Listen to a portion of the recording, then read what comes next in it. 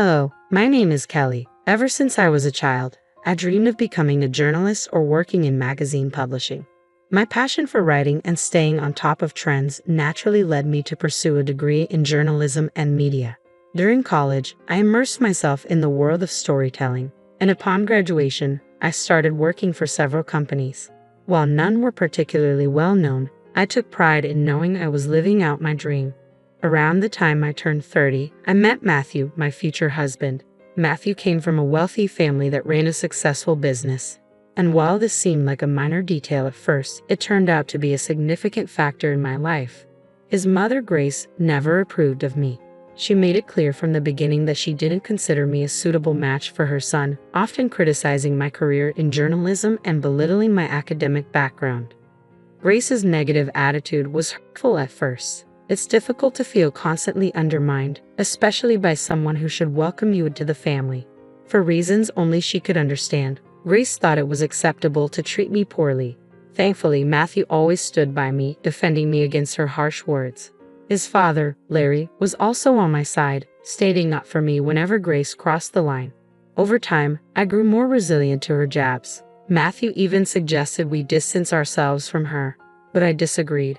Matthew worked closely with his father in the family business, and distancing ourselves from Grace could have made things uncomfortable for Larry, who was nothing but kind. I didn't want to be the cause of tension in their family, nor did I want Matthew to sever ties with his mother. I learned to be patient, recognizing that maintaining family relationships often involves navigating complex emotions and difficult circumstances. We limited our interactions with Grace to a few times a month, but that dynamic shifted when Larry had to travel overseas for business. Grace, not wanting to be alone, moved in with us until his return. I was hesitant about the arrangement but believed that family should come first. Living with Grace, however, was far more challenging than I anticipated. She found fault in almost everything I did, and her criticisms seemed relentless. Still, I managed to maintain my composure, reminding myself that as long as her words caused no actual harm, I could endure her presence.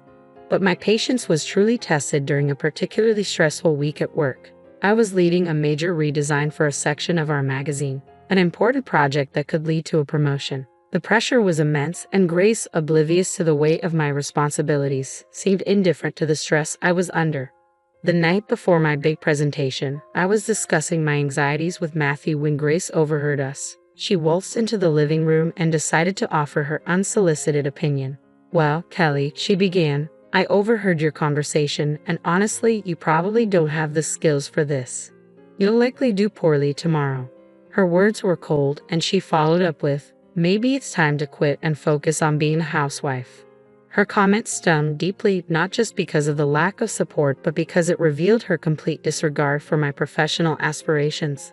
I tried to brush it off, but then she added, "I can't believe he married a journalist." Her tone was dripping with scorn, as if my career and everything I worked for were worthless in her eyes. Frustrated, I finally stood up for myself. "Grace, you're overstepping. I don't have time for this right now. I have more important things to focus on than your opinion of me." She looked stunned by my boldness. "How did you speak to me like that?" she shot back, turning to Matthew. "Say something. Your wife is disrespecting your mother." But Matthew stayed calm, siding with me. "Mom, she's just defending herself. There's nothing wrong with that." Grace, clearly offended, accused me of turning Matthew against his family. "Look how easily you've turned him against us," she spat. "You'll regret this, Kelly." Her intrusion into our private conversation and her blatant disrespect left me simmering with anger, but I chose not to let it consume me. Matthew tried to apologize on her behalf, but I stopped him. It wasn't his burden to bear. After that heated exchange, we decided to call it a night. My mind was too occupied with my presentation to dwell on Grace's threats, but the tension lingered. The next morning, I focused on what truly mattered: my career and the opportunity ahead. I arrived at work early, eager and prepared for my presentation. But when I opened my laptop, I was met with a heart-stopping discovery. All the files on my desktop were gone. It was as if my laptop had been completely reset. Panic surged through me as I frantically checked my email, hoping the backups I'd sent would save me. But to my horror, even my inbox and trash had been wiped clean. Overwhelmed and fighting back tears, I approached my boss to explain the situation. His reaction was anything but understanding. He reprimanded me harshly, his voice sharp with frustration, and then coldly told me to forget the presentation altogether. The weight of his words hit me hard. As if that wasn't enough, I soon found out that my boss had a backup presenter lined up, just in case I failed. In that moment, it became painfully clear that my chances for advancement at the company were slim. Devastated by the turn of events, I left the office in tears, my heart heavy with disappointment. When I got home, Matthew was still there. The moment he saw me, his expression changed, and without hesitation, he decided to take the day off to be with me. He pulled me into his arms as I cried, the stress and heartbreak of the morning overwhelming me. Once I had calmed down a little, he gently asked, "What happened, honey? Didn't the presentation go well?" "There was no presentation," I replied, my voice shaky. "At least not by me." Matthew looked at me confused. "What do you mean? You've been working so hard on this for days. You barely slept."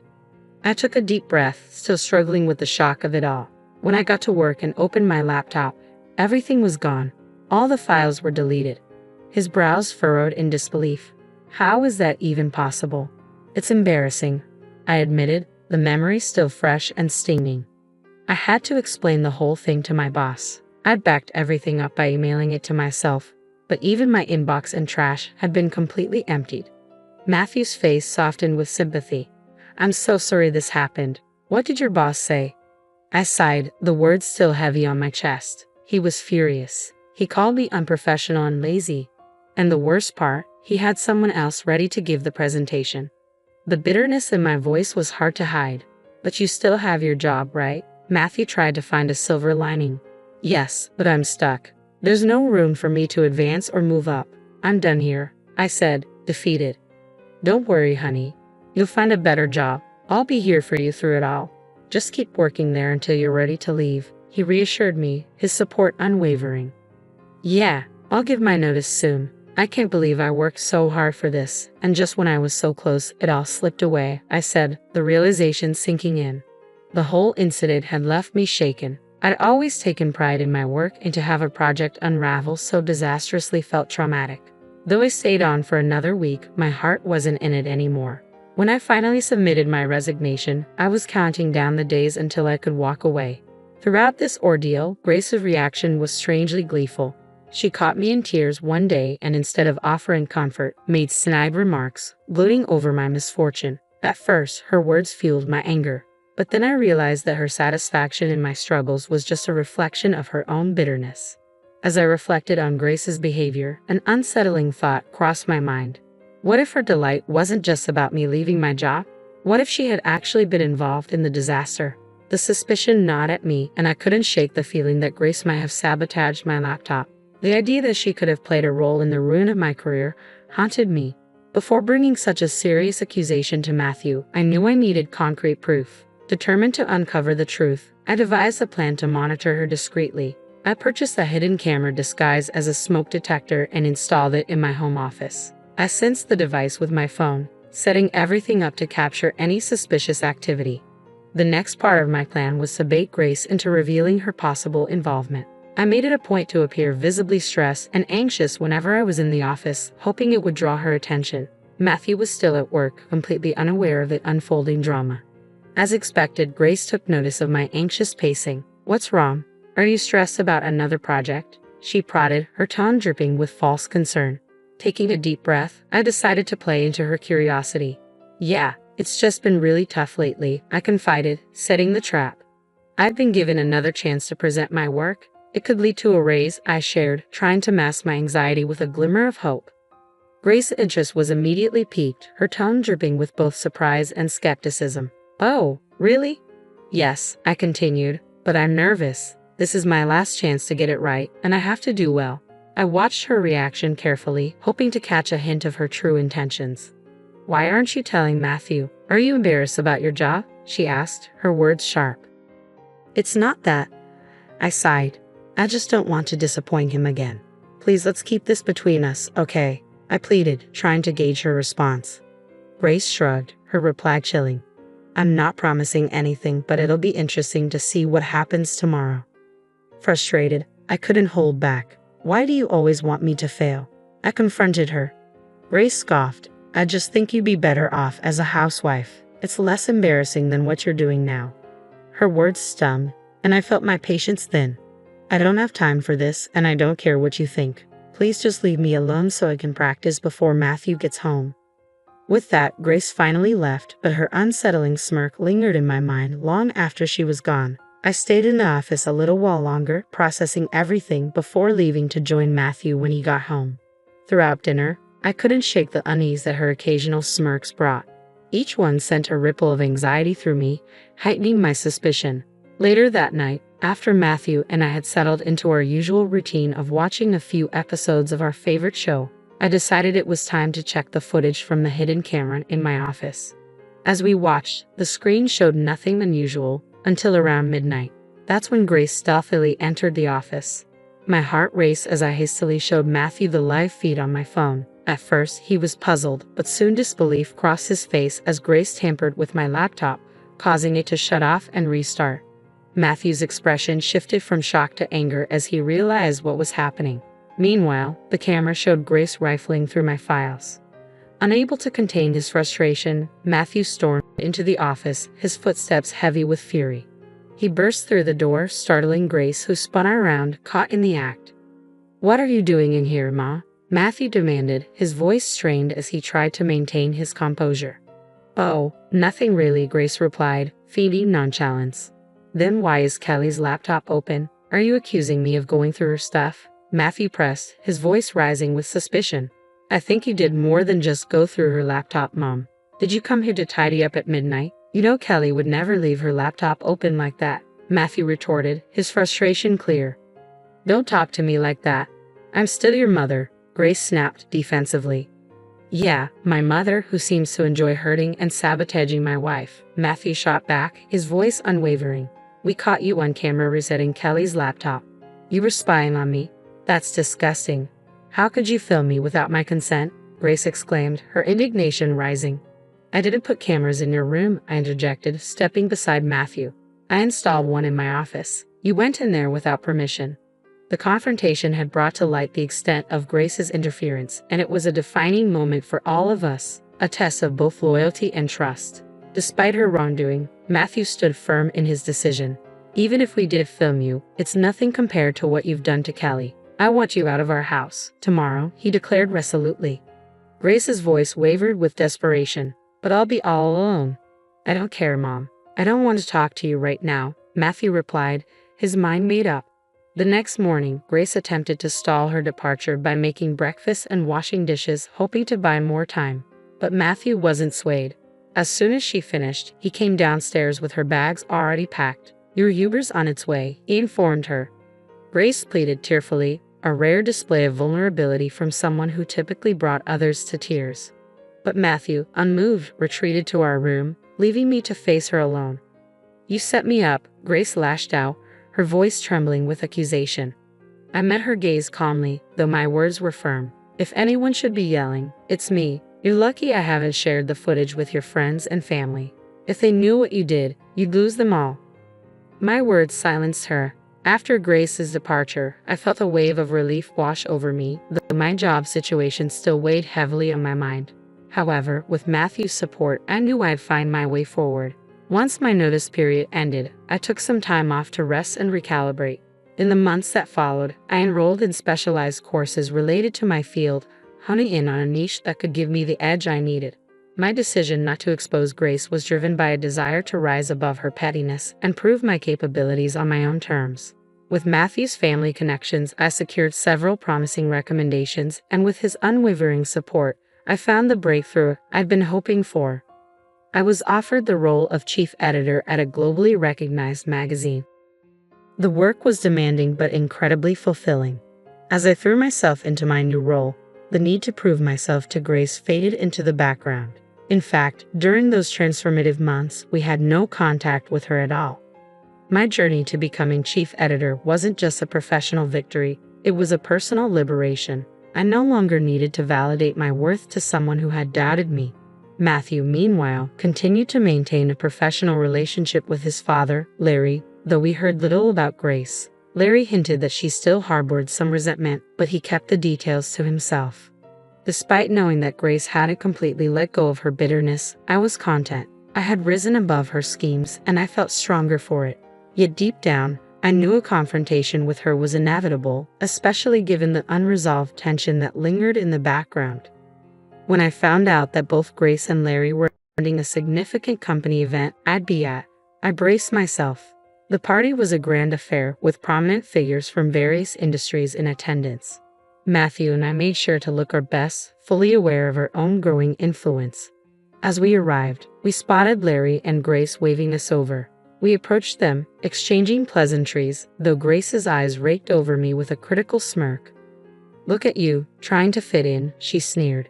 Ignoring her, Larry chimed in warmly, "Kelly, you look lovely as always."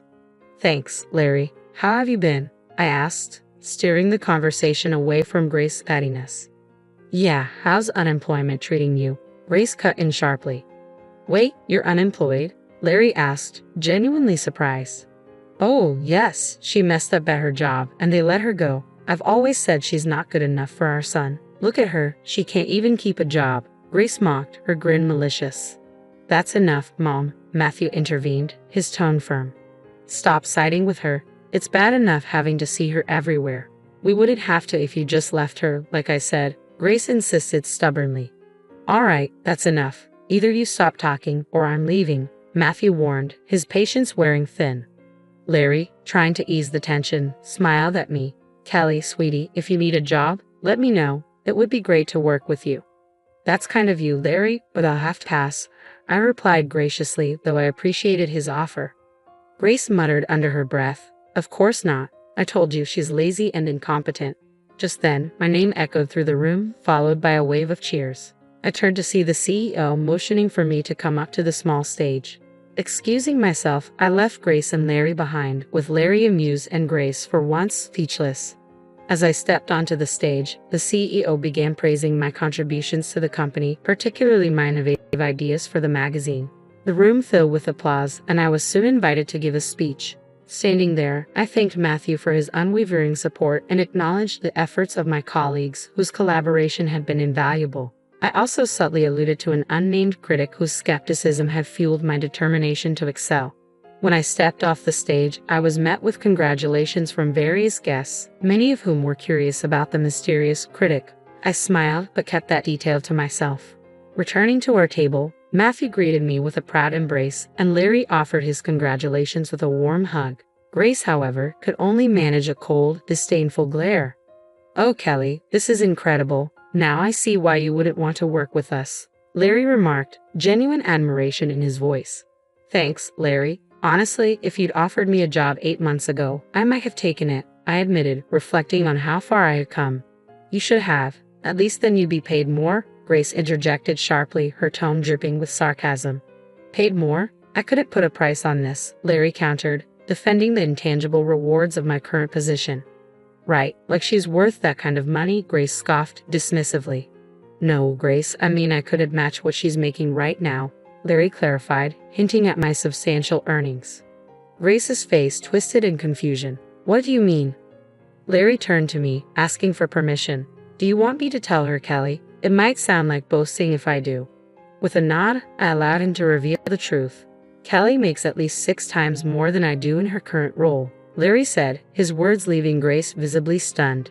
Her eyes widened in disbelief. "She must be making way more than Matthew or I could have imagined," Grace muttered, her tone shifting from disbelief to reluctant acknowledgement. "That can't be right. You must be mistaken," she insisted, still struggling to grasp the reality. "He's not mistaken, Mom," Matthew interjected calmly. "And I meant it when I thanked you. Your constant criticism only pushed me to support Kelly even more. Seeing her success probably stings, doesn't it?" Grace's eyes narrowed, her anger barely concealed. I smiled politely. "Anyway, Matthew and I have other people to speak with. Grace, Larry, feel free to join us later," I said, making it clear we were moving on. Larry chuckled, raising his glass in a small toast to me as Matthew and I walked away.